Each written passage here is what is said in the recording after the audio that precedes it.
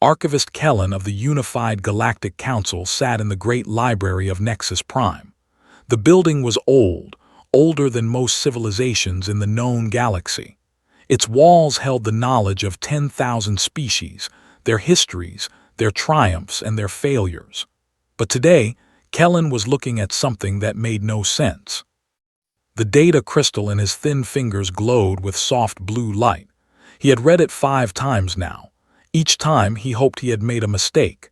Each time the words stayed the same. "This cannot be right," he said to himself. His voice was soft and musical like all members of his species, the Velori.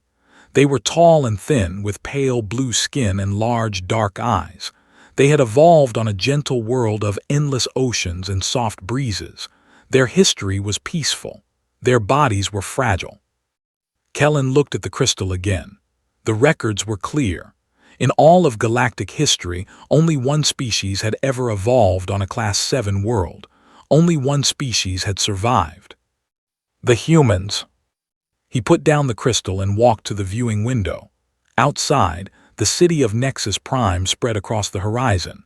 Ships from 100 worlds flew through the sky. Below, beings of all shapes and sizes walked the streets. This was the heart of galactic civilization, a place of peace and knowledge and cooperation. And somewhere out there a ship was coming, a ship from Earth. The humans had finally built vessels that could cross the stars. They had found the beacon that the Council left on the edge of their system. They had decoded the message, and now they were coming to meet their galactic neighbors. Kellen felt something he had not felt in many cycles: fear. He turned from the window and walked to his communication panel. He needed to speak with the Council. They needed to understand what was coming. They needed to see the records. The Council chamber was vast and circular. Representatives from the 7 founding species sat in their assigned positions. Kellen stood in the center, feeling very small under their combined attention. High Counselor Myra of the Thessani spoke first. She was covered in smooth scales of deep green, and her voice carried the weight of 3,000 years of leadership. "Archivist Kellen, you called this emergency session. What have you found?" Kellen activated the display in the center of the chamber. The image of a blue and green planet appeared, spinning slowly. "This is Earth, the homeworld of the species called humans." "We know of Earth," said Counselor Vren of the Cathani. He was a massive being, 4 times the size of Kellen, with thick gray skin and small eyes. "Our scouts reported first contact is expected within 3 cycles. Why is this an emergency?" "Because we did not properly classify their world," Kellen said. He changed the display. Numbers and data filled the air around them. "Earth is not a Class 3 world as our scouts believed. Our scouts made their observations from orbit. They did not land. They did not understand what they were seeing." The counselors looked at the data. Kellen watched their faces change. "This must be an error," said Counselor Scylla of the Amari. She was small and round, with fur the color of autumn leaves. Her species came from a world of gentle forests and mild seasons. "No species could evolve on a Class 7 world. The survival rate is too low." "That is what I thought," Kellen said. "So I checked the records, all of them. Every civilization we have ever contacted, every species that has joined the Council, every world that has produced intelligent life." He paused, letting them wait. "In 14 billion years of galactic history, we have records of 217 species evolving on Class 7 worlds. 216 of them went extinct before achieving space travel. Most died before they even developed tools." Counselor Vren leaned forward. "And the humans?" "The humans survived." The chamber was silent. Kellen continued. "Earth has a toxic atmosphere. 21% of it is pure oxygen, a gas so reactive that it causes fires and corrosion. Humans breathe this willingly. They need it to live." He changed the display again. "Earth has a powerful magnetic field, but it is not strong enough to stop all radiation from their sun. Humans live under constant bombardment of harmful rays.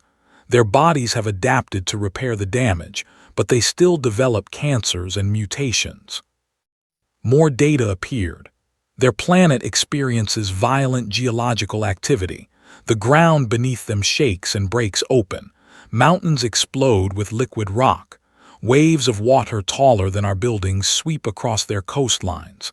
And still, they survive. "The gravity," said Counselor Myra quietly. She was looking at the numbers with wide eyes. "Their gravity is nearly double the galactic average." "Yes," Kellen said, "humans are strong, much stronger than any of us. They had to be. Their world tried to kill them every day and they refused to die." He showed them images now. Humans running across open ground, their muscles pushing against gravity that would crush most council species. Humans swimming in water that could drown a Velori in seconds. Humans climbing mountains where the air was too thin to breathe. "They do not just survive their world," Kellen said. "They dominate it. They have spread across every environment Earth offers. They live in frozen wastelands. They live in burning deserts. They live on the slopes of active volcanoes. Their adaptability is beyond anything in our records." Counselor Scylla spoke, her voice shaking. "And they are coming here." "They are." The council members looked at each other. Kellen could see the fear spreading among them. He understood it. He felt it himself. For millions of years, the council had believed that intelligent life required gentle conditions, that civilization needed peace and stability to grow, that violence and danger were enemies of progress. The humans had proven them wrong. "What do we do?" asked Counselor Vren. "We have 3 cycles before their ship arrives," Kellen said. "I suggest we use that time wisely. We need to understand them better. We need to learn everything we can about their history, their culture, their way of thinking." "Why?" asked Counselor Myra. Kellen turned off the display. The chamber fell into shadow. "Because they survived a Deathworld. And if the records are correct, that means they are either the most dangerous species in the galaxy or the most resilient. Perhaps both." He looked at each counselor in turn. "When that ship arrives, we need to know if we are meeting new friends or new enemies. The future of the council may depend on it." The meeting ended, but no one felt any better. In 3 cycles, everything would change. The humans were coming, and no one knew what that meant. Kellen returned to his library and began to read. Somewhere in the records, he hoped to find an answer. Somewhere in the history of humanity, he hoped to find a reason to not be afraid. He read through the night. He read about their wars and their peace. He read about their cruelty and their kindness. He read about the things they had done to each other and the things they had done for each other. And when the artificial sun rose over Nexus Prime, Kellen sat back in his chair and thought about what he had learned. The humans were complicated. They were capable of terrible darkness and incredible light. They had fought wars that killed millions of their own kind. They had also built hospitals and schools and homes for the weak and the lost. They had destroyed parts of their own world. They had also worked to heal it. They were not simple. They were not easy to understand. And that, Kellen realized, was what made them truly dangerous. A simple enemy could be predicted. A simple friend could be trusted. But the humans were neither simple nor predictable. They could be anything. They could do anything. And in 3 cycles, they would be here. The ship appeared at the edge of the Nexus system exactly when the human transmission said it would. Kellen watched from the observation deck of the Council station as it moved toward them. It was smaller than he expected, rougher, less elegant than the smooth curves of Council vessels. But it moved with purpose. It moved with confidence. And inside, something that had survived a Deathworld was waiting to meet them. Commander Elena Vasquez stood on the bridge of the Unity and watched the alien station grow larger on the view screen.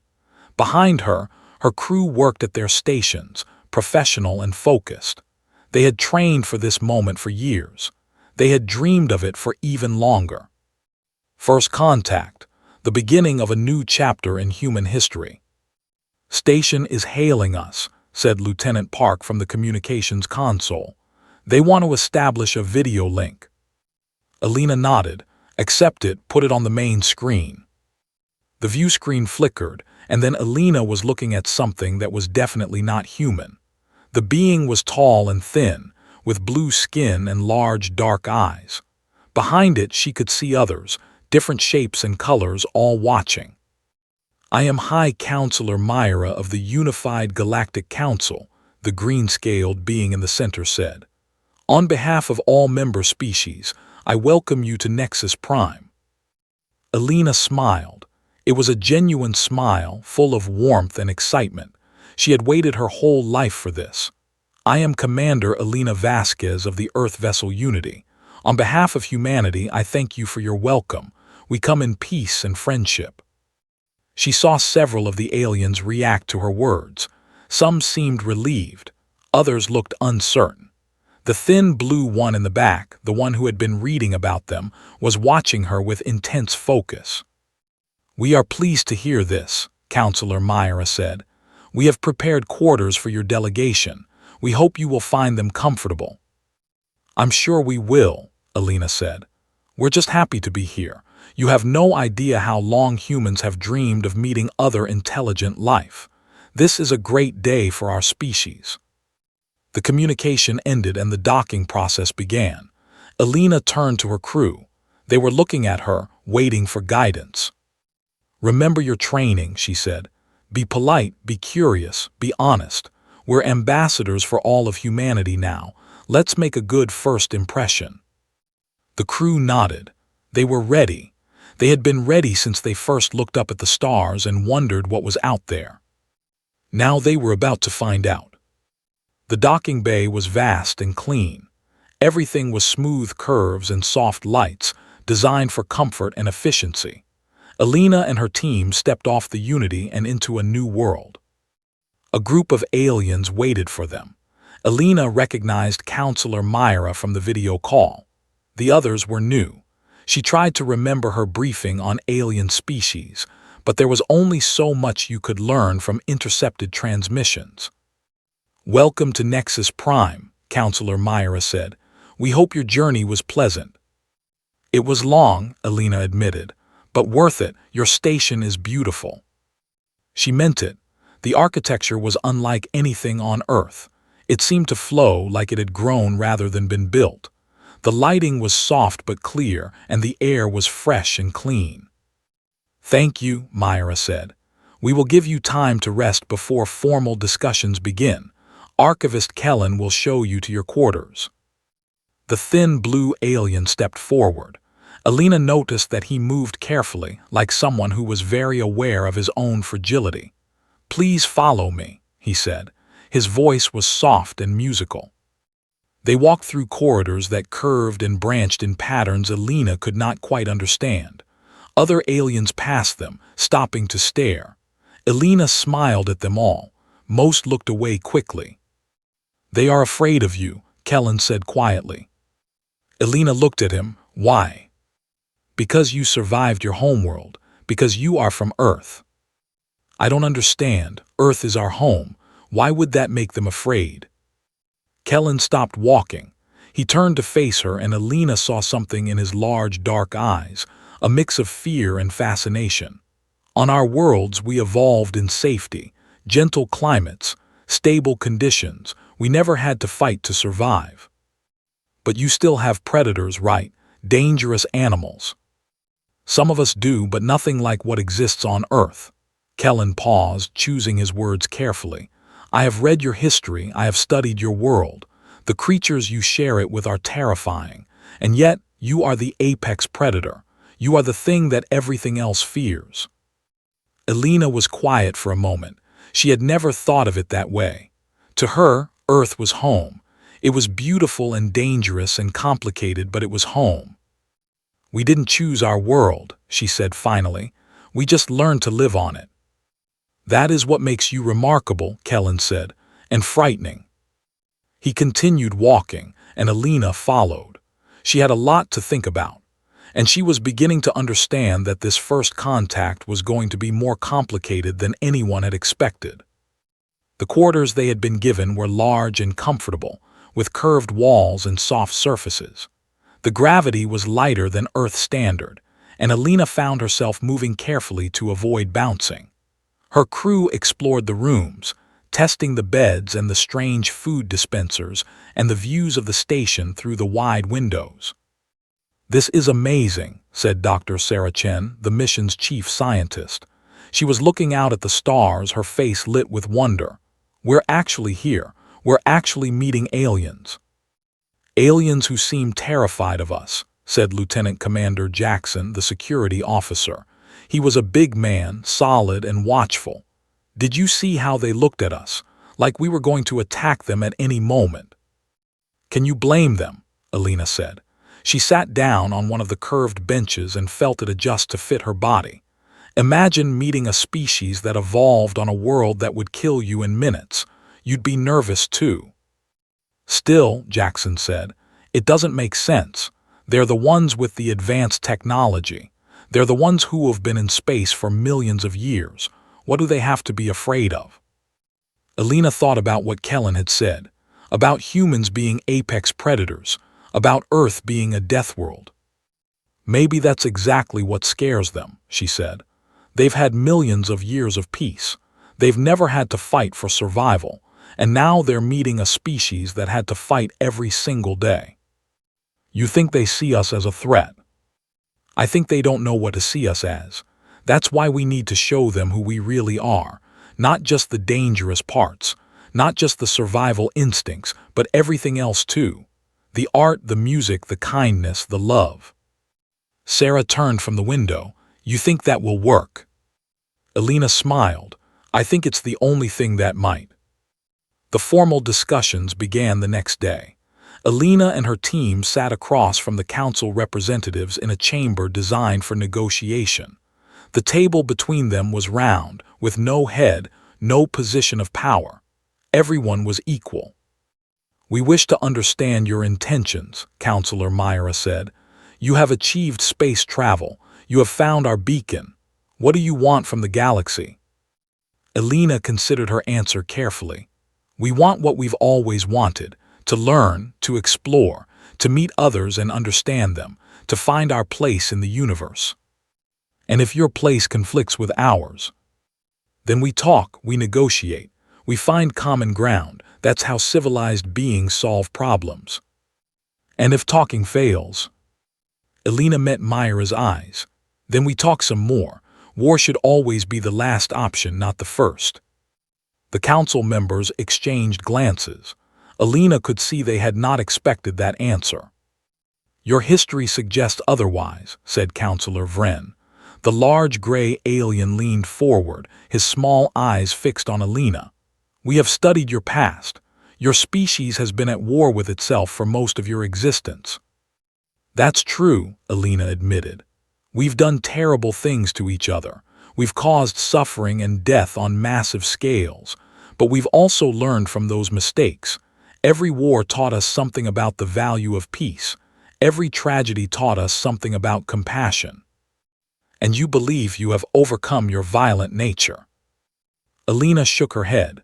"No, I believe we've learned to control it. The violence is still there, deep inside us. It's part of what made us survive, but we choose not to use it unless we have to.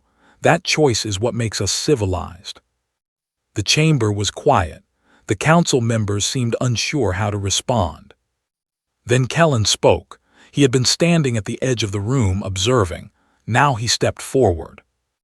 "If I may," he said, "I have a question for Commander Vasquez." Myra nodded her permission. Kellen looked at Alina. "In your history, there is a concept called the enemy, a being or group that threatens your survival. How do you determine who your enemies are?" Alina thought about it. "Usually, our enemies are the ones who threaten the people we love, the ones who want to hurt us or take what we've built. But here's the thing about humans, we can turn enemies into friends. Some of our strongest alliances started as wars. You make peace with those who try to destroy you." Sometimes, if they're willing, if we can find common ground, we believe people can change. We believe in second chances. Kellen looked at the council. This is what I found in my research. Humans are capable of terrible violence, but they are also capable of profound forgiveness. They do not hold grudges forever. They build bridges even with those who burned the old ones. Counselor Myra looked thoughtful. This is unusual. Most species are consistent. They are either peaceful or violent. You are saying humans are both. We are whatever we need to be, Alina said. That's how we survived. Adaptation isn't just physical for us. It's mental and emotional too. We change based on circumstances. We can be warriors when we need to fight and healers when we need to help. And how do we know which version of humanity we are meeting today? Alina smiled. That depends on how you treat us. We're here as friends. We want to learn and share and grow together. But if someone threatens Earth or the people we care about, then you'll see a different side of us. A warning. Counselor Vren's voice was hard. A truth. We're not threatening you. We're just being honest. You asked what humanity wants. We want peace. But we're also prepared to defend ourselves if necessary. Every species should be. The council was silent again. Alina waited. She had spoken truthfully. Now it was up to them to decide what to do with that truth. The negotiations continued for several days. Questions were asked and answered. Histories were shared. Cultural exchanges were arranged. Slowly, carefully, bridges were being built. Kellen spent most of his time with the human delegation. He was fascinated by them, by the way they moved through the station without fear, by the way they smiled at aliens who looked at them with terror, by the way they adapted to every new situation they encountered. One evening, he found Alina alone in the observation deck, looking out at the stars. "May I join you?" he asked. She turned and smiled. "Of course." He moved to stand beside her. The stars stretched endlessly before them, cold and beautiful. "I have been reading more of your history," Kellen said. "There is much I do not understand." "Ask me anything." "Your planet tried to kill you in countless ways. Earthquakes, floods, disease, predators. Yet you never tried to leave, you stayed and fought. Why?" Alina was quiet for a moment. "Because it's home. No matter how dangerous it is, it's where we belong. It's where we evolved. It shaped us into what we are. You could have given up. Other species did. Maybe, but giving up isn't really in our nature. We're stubborn. When something knocks us down, we get back up. When something threatens us, we fight back. When something seems impossible, we try anyway." Kellen considered this. "You take pride in your suffering." "No, we take pride in surviving it. There's a difference. We don't enjoy pain, we don't seek out hardship, but when it comes, we face it. And when we overcome it, we celebrate that victory. This is very different from how my people think." "Tell me about your people." Kellen sighed softly. "The Velori evolved on a world of peace, endless oceans, gentle winds, no predators large enough to threaten us. We developed intelligence because we had time to think, not because we needed to survive." "That sounds beautiful." It was, but it also made us fragile. When we finally reached the stars, we discovered how harsh the universe can be. We lost many colonies in the early years. We did not know how to adapt, how to fight, how to survive in places that were not like home. Alina nodded slowly. "I think I understand. You see us as a reminder of everything that could have destroyed you." "Yes, and as proof that survival is possible, even in the worst conditions. You give us hope and fear in equal measure." They stood in silence for a while, watching the stars. "Kellen," Alina said finally, "we're not here to hurt anyone. We know we're scary. We know our history is violent, but we're trying to be better. We came here because we wanted to be part of something bigger than ourselves. We wanted to find friends among the stars." "And if you don't find friends?" Alina smiled sadly. Then we'll keep looking, we'll keep trying, because that's what humans do, we never give up. Kellen looked at her for a long moment. Then he did something that surprised both of them. He extended his thin hand toward her. Perhaps, he said, we could start with one friendship at a time.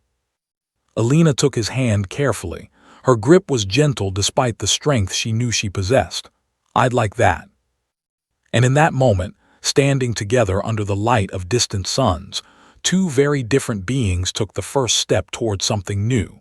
Something that neither of them fully understood. Something that might change the galaxy forever. The humans had arrived, and the universe would never be the same. The council debated for many hours after the humans returned to their quarters for the night. The chamber echoed with voices raised in argument and lowered in fear. Some wanted to send the humans away. Others wanted to welcome them. Most were simply unsure. High Counselor Myra listened to all of them. She had led the council for 3,000 years, through crises and celebrations, through wars and peace.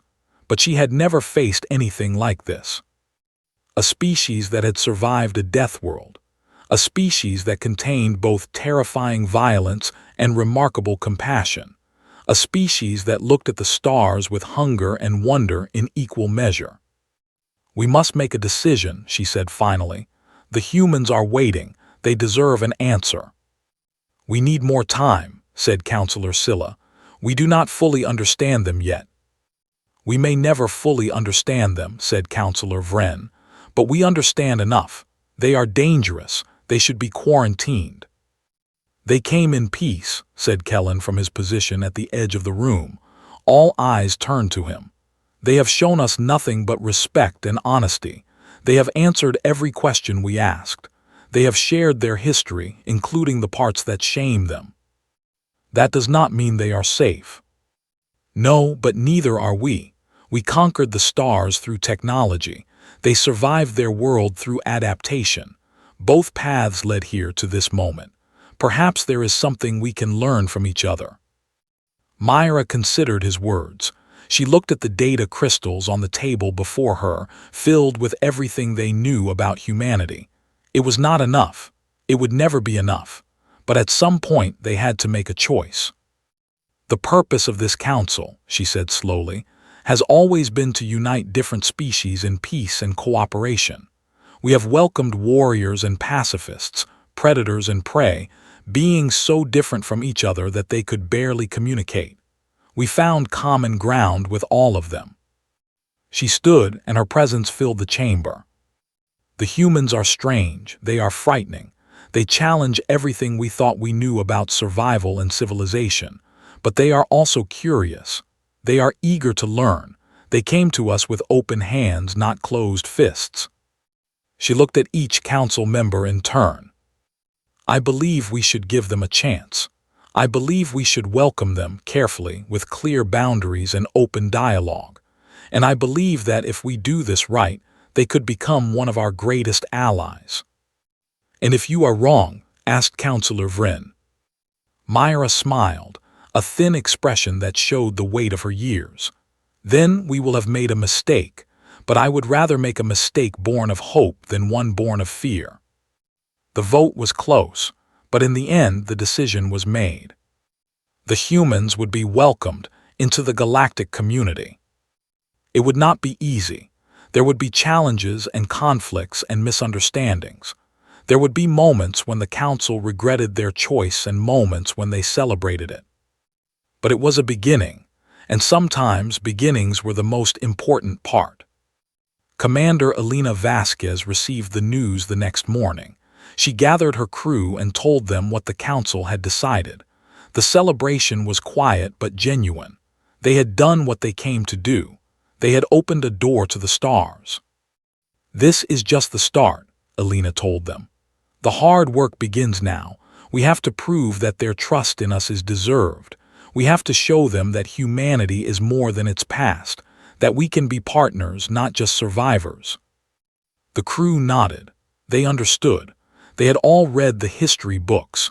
They all knew what humanity was capable of, both the darkness and the light. Now they had a chance to show the galaxy the best of what they could be. Over the following weeks, more humans arrived. Scientists and diplomats, artists and engineers. They came with gifts, with knowledge, with questions. They came with open minds and careful steps, aware that every action they took would be watched and judged. And slowly, day by day, the fear began to fade. The aliens who had looked at them with terror started to look at them with curiosity instead. Some even approached them, asking questions about Earth, about human customs, about the strange and wonderful things they had created. The humans answered every question honestly. They did not hide their violent past. They did not pretend to be something they were not. But they also showed their art, their music, their stories of love and sacrifice and hope. They showed that they were more than just survivors. They were dreamers too. One evening, many months after first contact, Kellen found Alina in the observation deck again. She had made it her favorite spot, the place where she came to think and remember. "The Council is impressed," Kellen said. "Your people have integrated well, better than anyone expected." "We adapt," Alina said simply. "It's what we do." "Yes, but there is something more, something I have come to understand about your species." "What's that?" Kellen moved to stand beside her, looking out at the stars that had become familiar to both of them. "You do not just survive," he said. "You thrive. You take the hardest circumstances and turn them into opportunities. You face the impossible and make it possible. It is not just stubbornness or strength. It is something deeper, something I do not have a word for." Alina smiled. "We have a word for it. We call it hope." Hope. The belief that things can get better, that tomorrow will be different from today, that even when everything seems lost, there is still a chance. Kellen considered this. "We have a similar concept, but for us hope is a wish, a dream. For you it seems to be something more, a force that drives action." "That's because for us hope has to be more than a wish. On Earth, wishing never kept anyone alive. We had to act on our hopes. We had to fight for them. We had to make them real." She turned to face him, and Kellen saw something in her eyes that he was beginning to recognize. That strange human combination of warmth and steel, of kindness and determination. "That's the secret of humanity," she said. "We hope fiercely, we hope actively, and we never ever give up on our hopes, no matter how impossible they seem." Kellen looked at her for a long moment. Then he did something he had learned from the humans. He smiled. "Then perhaps," he said, "you can teach us how to hope like that. Perhaps that is what you have to offer the galaxy, not just your strength or your adaptability, but your hope." Alina laughed softly. "I think we can do that. I think we'd be happy to." And so the partnership between humanity and the unified Galactic Council began. It was not perfect. There were still misunderstandings and conflicts and moments of fear, but there was also learning and growth and the slow building of trust. The galactic records would eventually be updated. They would still show that only one species had ever survived evolving on a Deathworld, but they would also show what that species had brought to the stars. Not conquest, not destruction, but hope. Fierce, active, unstoppable hope. And the galaxy would never be the same. 5 years passed since first contact. In that time, humanity had spread through the galactic community like nothing anyone had ever seen. Not through violence or conquest, but through something the Council species had not expected. Through connection. Humans, it turned out, were very good at making friends. Archivist Kellen had watched it happen with fascination. He had made it his purpose to document the human integration, to record every step of this unprecedented event for future generations. What he recorded surprised even him. On the mining world of Thesax 7, human engineers worked alongside Cathani crews to develop new extraction methods. The Cathani had always relied on brute force, using their massive bodies to dig through rock. The humans showed them efficiency, better tools, smarter techniques. Within 2 years, productivity had tripled and injuries had dropped by half. In the medical centers of Nexus Prime, human doctors collaborated with Velori healers. The humans brought their knowledge of trauma medicine, developed over millennia of violence and accidents on their dangerous world. The Velori taught them the gentler arts of healing, the ways of patience and prevention. Together, they created treatments that neither could have developed alone. On the agricultural worlds of the Amari, human farmers introduced techniques that seemed almost barbaric at first. They grew plants in conditions that would kill most crops. They used fire to clear land and rotted organic matter to enrich soil. The Amari were horrified. Then they saw the results. Yields increased. Soil quality improved. The methods that humans had developed to survive their Deathworld were transforming planets throughout the Council. But the most significant changes were not practical, they were emotional. Kellen attended a gathering one evening, a celebration of the 3rd anniversary of the Unity's arrival. The event was held in the Grand Plaza of Nexus Prime, under lights that mimicked the stars of 100 worlds. Beings of every species mingled together, talking and laughing and sharing food. And at the center of it all were the humans. Elena Vasquez stood with a group of young Velori, telling them a story from Earth. Kellen could not hear the words, but he could see the effect. The young ones leaned forward, their large eyes wide with wonder. When Elena reached the climax of her tale, they gasped. When she finished, they cheered. Lieutenant Commander Jackson was teaching a group of Cathani a human game called arm wrestling. The massive aliens had initially dismissed it as pointless. Now they were completely absorbed, grunting and straining as they competed against each other. When one of them finally defeated Jackson, the human laughed and clapped the winner on the shoulder. The Cathani seemed confused by the gesture, then pleased. Dr. Sarah Chen was deep in conversation with Amari scientists, drawing diagrams in the air with a light stylus. Her excitement was infectious. The Amari were normally reserved, but they were asking questions eagerly, their fur bristling with interest. Everywhere Kellen looked, he saw the same thing. Humans connecting with aliens, not through force or intimidation, but through genuine interest and warmth. They asked questions. They listened to answers. They shared their own experiences without judgment or superiority. They made people feel valued. High Counselor Myra appeared beside Kellen. She looked older than she had 5 years ago. Leading the council through this transition had taken its toll, but there was also something new in her eyes, something that looked almost like wonder. "I did not expect this," she said quietly. Kellen understood, neither did I. "We feared them. We thought their violence would spread through the galaxy like a disease. We thought they would dominate us or destroy us, but instead, they befriended us." Myra nodded slowly.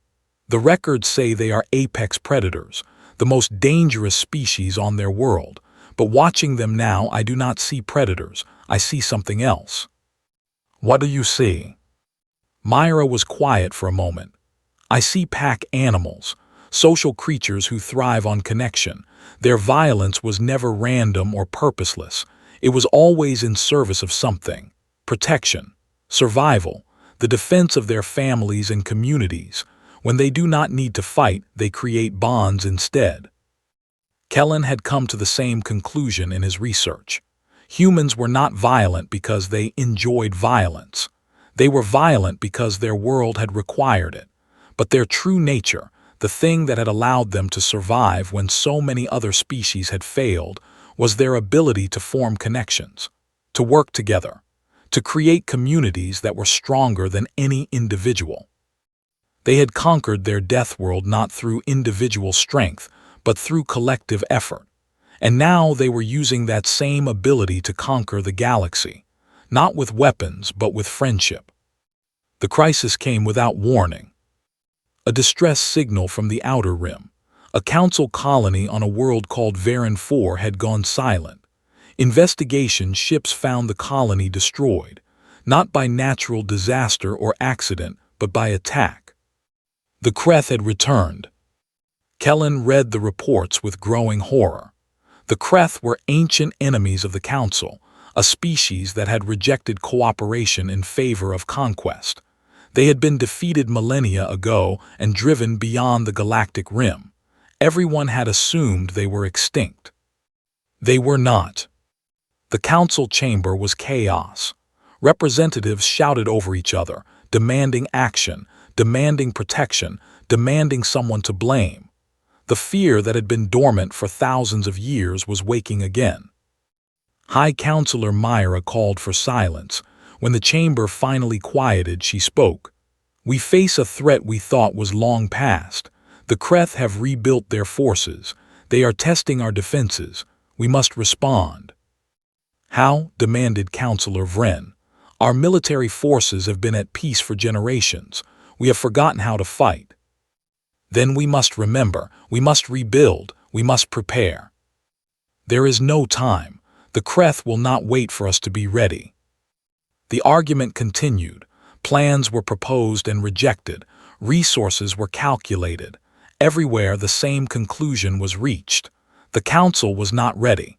They had lived in peace too long. They had no generals, no warriors, no experience with real combat.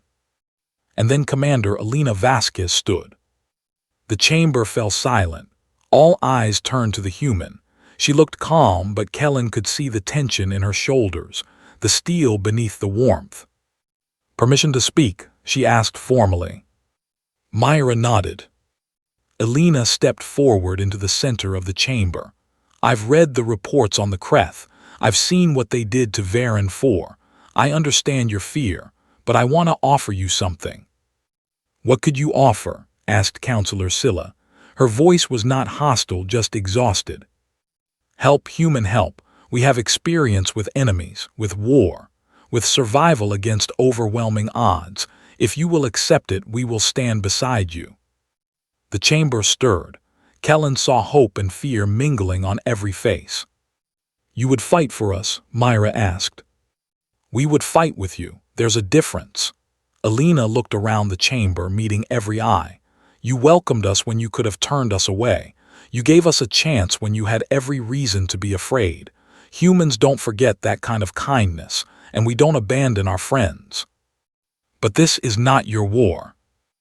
Elena smiled, and there was something fierce in it, something that reminded everyone why humans had survived their Deathworld. "When the Kreth attacked Varen 4, they killed 3 human researchers who were working on the colony. They made it our war." She paused. "And even if they hadn't, we would still help, because that's what friends do." The debate continued, but the outcome was already decided. Humanity would join the war against the Kreth. For the first time in galactic history, a Deathworld species would fight alongside the Council races. And nothing would ever be the same.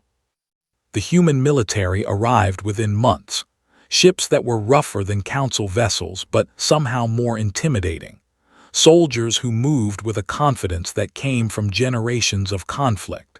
Commanders who looked at battle plans and saw opportunities instead of threats. General Marcus Torres took command of the combined forces. He was older than Elena, with gray hair and scars on his face and hands. He had fought in wars on Earth before the Unity launched. He knew violence in ways that most Council species could not imagine. But he also knew something else. "We don't fight to destroy," he told the assembled commanders in the first strategic meeting. "We fight to protect. That's the difference between a warrior and a monster. A monster kills for pleasure or power. A warrior kills because there is no other choice. Our goal is not to annihilate the Kreth. Our goal is to stop them from hurting anyone else." The Council commanders looked uncertain. This was not the kind of war they had studied in their histories. Their records of the ancient Kreth conflict spoke of total destruction, of genocide and devastation. "The Kreth will not show us the same mercy," said the Cathani fleet commander. "They do not take prisoners. They do not negotiate." "Then we'll have to teach them something new," Torres replied. "We'll show them that there's a better way. And if they refuse to learn, then we'll do what we have to do. but we'll always try the better way first. The war began. It was not like the wars of Earth history. It was not like anything the Council had ever seen. Human tactics were strange and unpredictable. They attacked when outnumbered. They retreated when victory seemed certain. They used deception and misdirection and psychological warfare. They fought in ways that made no sense to the linear thinking of the Kreth. And they won. Battle after battle, the Kreth were pushed back. Their confidence crumbled in the face of opponents who did not behave as expected. They had prepared to fight the peaceful Council species, beings who valued life so much that they could not bear to take it. Instead, they faced humans. Humans who valued life just as much, but who had learned, over countless generations, that sometimes protecting life required taking it. Kellen traveled to the front lines to record the war. What he saw there changed him. He watched human soldiers carry wounded Velori medics to safety, risking their own lives without hesitation. He saw human engineers work through the night to repair Council ships, teaching local crews techniques that would help them maintain the vessels themselves. He witnessed human commanders share credit for victories with their Council allies, building confidence and morale in species that had never fought before. But he also saw the other side. He was present when a human assault team breached a Kreth fortress. He watched them move through the corridors with brutal efficiency, eliminating every threat they encountered. Their faces were blank. Their movements were mechanical. They had become something different, something designed for violence. And then, when the fortress was secured, he watched those same soldiers tend to wounded Kreth prisoners. They treated injuries. They offered water. They spoke gently to beings who had been trying to kill them moments before. He asked one of them about it later, a young woman named Corporal Kim, who had a scar across her cheek and kind eyes that seemed wrong for a warrior. "How do you do it?" Kellen asked. "How do you change so quickly, from violence to compassion?" Kim thought about it for a moment. "We don't change, we're always both. The violence and the compassion come from the same place. We fight to protect, and protecting means taking care of people, even enemies, when the fighting is over." "But you killed dozens of Kreth in that assault." "Because they were threats. They were hurting people. Stopping them was necessary." She looked at the medical tent where Kreth prisoners were being treated. "But they're not threats anymore. They're just wounded beings who need help. Why would we hurt them now?" Kellen had no answer. The human way of thinking was still strange to him, but he was beginning to understand it. Violence was a tool for humans, not an identity. They used it when necessary and put it away when it was not. They could be killers and healers, warriors and nurturers, all in the same moment. It was terrifying and beautiful and utterly human. The war lasted 3 years. In the end, it was not won through military force alone. It was won through something the Kreth had never encountered before. Mercy. When the final Kreth stronghold fell, General Tors did something unexpected. Instead of executing the enemy commanders, he offered them a choice: surrender and face justice, or die fighting. The Kreth did not understand. Their culture had no concept of surrender with honor. When they lost, they expected death. "You don't have to die," Tors told the Kreth Supreme Commander, a massive being covered in spikes and scars. "The war is over, you lost, but losing doesn't have to mean ending. You can choose to live. You can choose to change." "Why would you offer this?" the commander demanded. "We attacked your allies, we killed your people, we showed no mercy." "I know, and for a long time my species didn't show mercy either. We were very good at killing our enemies, but we learned something over the centuries. Dead enemies can't become friends. Dead enemies can't teach you anything. Dead enemies just make room for new enemies to take their place." Tors stepped closer, showing no fear of the creature that could kill him in seconds. "But enemies who surrender, who learn a different way, they can become something else. They can become allies, partners, maybe even friends." He paused. "Or they can keep fighting until everyone is dead, your choice." The Kreth commander stared at him for a long moment. Then, slowly, he lowered his weapons. The war was over. The reconstruction took years. The Kreth, under Council's supervision and human guidance, began to rebuild their society. It was not easy. Generations of violence did not disappear overnight, but slowly, painfully, change began. Human teachers went to Kreth worlds, teaching new ways of thinking. Kreth students came to Council space, learning how other species lived. The progress was measured in small steps, but it was progress. And throughout the galaxy, the story of what humanity had done spread.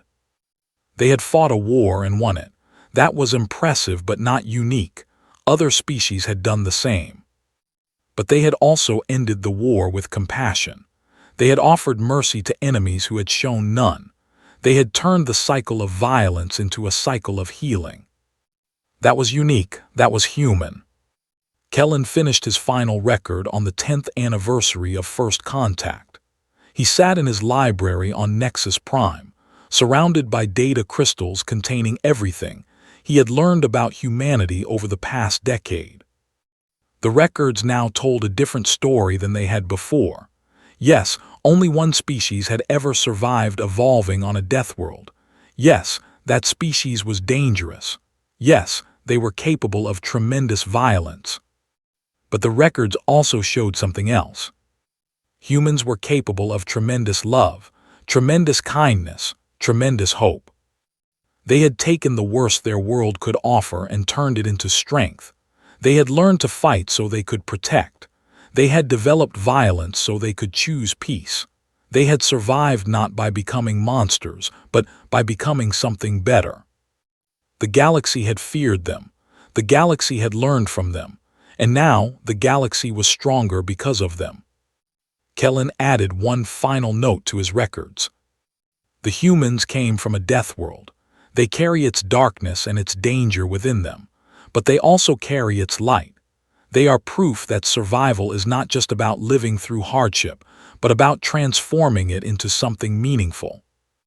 They taught us that violence can be controlled, that enemies can become friends, that hope is not just a wish, but a force that changes worlds.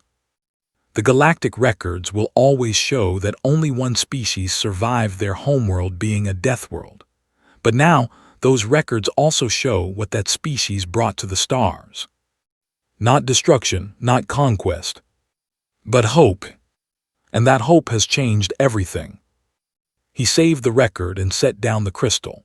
Outside his window, ships from 100 worlds passed through the sky, including human ships now, working and traveling and exploring alongside their alien friends. Commander Elena Vasquez, now Ambassador Vasquez, had once told him that humans never gave up on their hopes. Watching the galaxy they had helped build, Kellen believed her. The humans had survived their death world, and in doing so, they had shown the universe what survival truly meant. It meant never stopping, never surrendering, never losing hope. It meant becoming something greater than the darkness that tried to destroy you. It meant being human. And that, Kellen thought as he watched the stars, was the most extraordinary thing of all.